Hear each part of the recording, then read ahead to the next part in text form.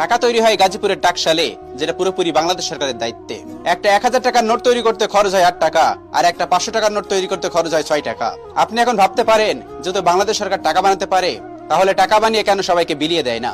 টাকা বানিয়ে বানিয়ে বিলিয়ে দিলেই তো সবাই বড়লোক হয়ে যেত, আর কেউ গরিব থাকতো না, আমাদের দেশটা উন্নত হয়ে যেত।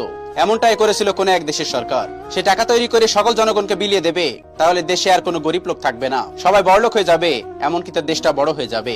এক দোকানদার তার দোকান খুলছিল, হঠাৎ সে দেখতে পেল তার অ্যাকাউন্টে 40 কোটি টাকা ঢুকেছে। তখন সে দোকান ফেলে রেখে দৌড়াতে লাগলো। দৌড়াতে দৌড়াতে রাস্তার ধারে তার বন্ধুর সঙ্গে দেখা। তার বন্ধু সবজি বিক্রি করে। সেও দৌড়াতে দৌড়াতে বাড়ির দিকে যাচ্ছে। তার বন্ধুকে সে জিজ্ঞেস করলো, তুই দৌড়াচ্ছিস কেন? তখন তার বন্ধু বলল, আমার অ্যাকাউন্টে 40 কোটি টাকা ঢুকেছে, এখন আমি সবজি বিক্রি করে কি করব? তারপর সেই লোকটা বলল, আমার অ্যাকাউন্টে 40 কোটি টাকা ঢুকেছে।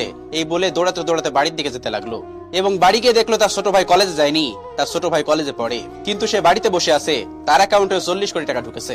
সে এখন আর পড়ালেখা করে কি করবে? পাশের বাসায় একজন টিচার ছিল, সে পড়াতে যায়নি, কারণ তার অ্যাকাউন্টে 40 কোটি টাকা ঢুকেছে। এখন সে বাচ্চাদের পড়িয়ে কি করবে? এরপর কৃষক ধান চাষ করা ছেড়ে দিল, কারণ তার অ্যাকাউন্টে 40 কোটি টাকা। সবজিওয়ালা সবজি চাষ করা ছেড়ে দিল, কারণ তার অ্যাকাউন্টে 40 কোটি টাকা। গাড়ির ড্রাইভার ড্রাইভারি করা ছেড়ে দিল, কারণ তার অ্যাকাউন্টে 40 কোটি টাকা। সবাই সবকিছু ছেড়ে দিল, যার যার কাজ অফ করে দিল, কারণ সবার অ্যাকাউন্টে 40 কোটি টাকা। আর এত টাকা অ্যাকাউন্টে থাকতে সবাই কাজ করে কি করবে? কেউ আর কাজ করলো না, তার টাকা নিয়ে মেতে রইলো। তারপর লোকটা একদিন বাজারে গেল, বাজারে গিয়ে দেখলো বাজারে কোনো লোকই নেই, কোনো দোকানদার নেই, কোনো দোকানই খোলা নেই। সবার অ্যাকাউন্টে 40 কোটি টাকা ঢুকেছে, তারা এখন আর দোকান করে কি করবে? তারপর লোকটা বাজার থেকে কিছুই আনতে পারলো না, টাকা নিয়ে গিয়েছিল, টাকা নিয়েই ফিরে এলো। দুদিন না থাকার কারণে লোকটা অসুস্থ হয়ে পড়লো। হাসপাতালে গেল, হাসপাতালে গিয়ে দেখলো হাসপাতালে কোনো ডাক্তার নেই, কারণ সব ডাক্তারের অ্যাকাউন্টে 40 কোটি টাকা ঢুকেছে। তাই তারা চাকরি বাকরি ছেড়ে দিয়ে কেউ আর অফিস করছে না। তারপর লোকটি বাড়িতে ফিরে এলো, আর কিছুদিনের মধ্যেই দেশে হাহাকার লেগে গেল।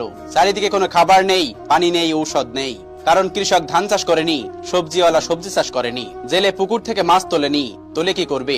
সবার অ্যাকাউন্টে 40 কোটি টাকা, সবাই তো বড়লোক, তাদের আর টাকার দরকার নেই। কিছুদিনের মধ্যেই সেই দেশের সকল মানুষ বিপদে পড়ে গেল। তারপর তারা এই টাকাকে অভিশাপ মনে করলো। তারপর তারা সিদ্ধান্ত নিল যে টাকাগুলো সরকারকে ফেরত দেবে। ফেরত দেওয়ার জন্য ব্যাংকে গেল। ব্যাংকে গিয়ে দেখলো ব্যাংকের কর্মচারীরা চাকরি করছে না, কারণ তাদের অ্যাকাউন্টে 40 কোটি করে টাকা, তারা আর অফিস করছে না।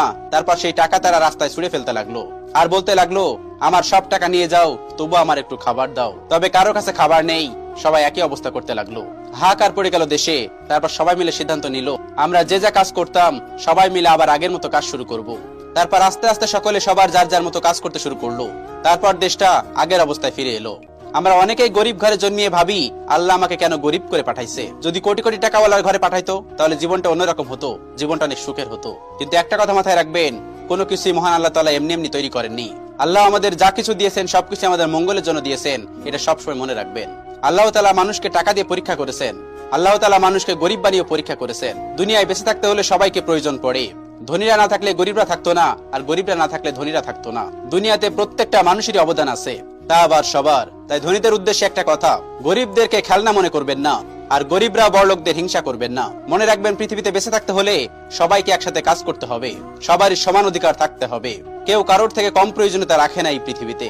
ভিডিওটি ভালো লাগলে শেয়ার করে অবশ্যই কাছের মানুষগুলোকে দেখার সুযোগ করে দিবেন। Thanks for watching.